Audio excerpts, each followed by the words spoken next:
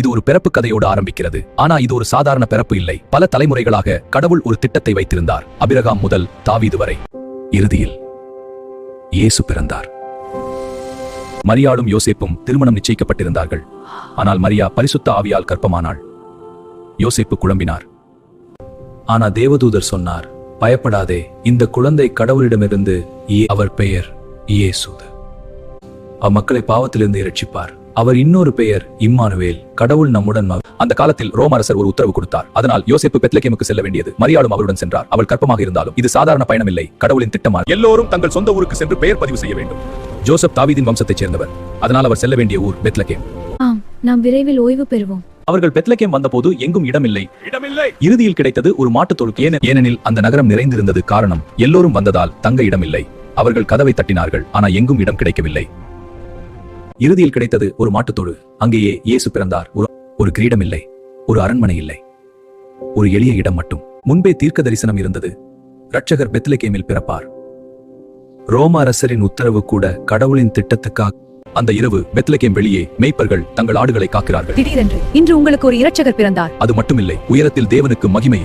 மேய்ப்பர்கள் உடனே ஓடினார்கள், குழந்தையை பார்த்தார்கள். மகிழ்ச்சியுடன் செய்தியை சொல்ல ஆரம்பித்தார்கள்.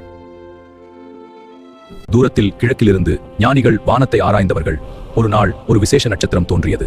அவர்கள் புரிந்தார்கள், ஒரு ராஜா பிறந்திருக்கிறார். அவர்கள் பயணம் ஆரம்பித்தார்கள்.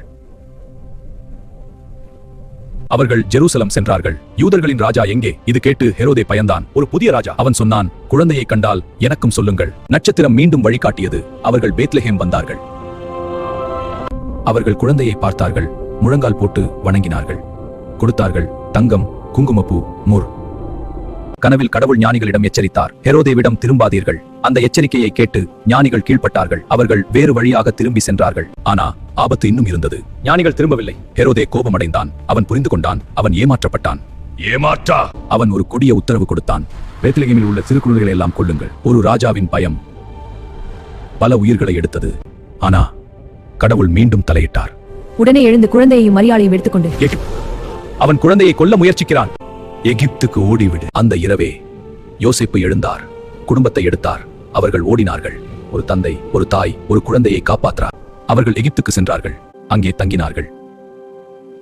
ஹெரோதே இறக்கும் வரை. காலம் கடந்தது, ஆபத்து மறைந்தது. ஹெரோதே இறந்தான். குழந்தை இயேசுவையும் தாயையும் எடுத்துக்கொண்டு யோசேப்பு கீழ்ப்படிந்தார். மீண்டும் கடவுள் வழிகாட்டினார். நாசரேத். அவர்கள் அங்கே சென்றார்கள். இயேசு ஒரு அரண்மனையில் இல்லை, ஒரு சாதாரண கிராமத்தில் வளர்ந்தார்.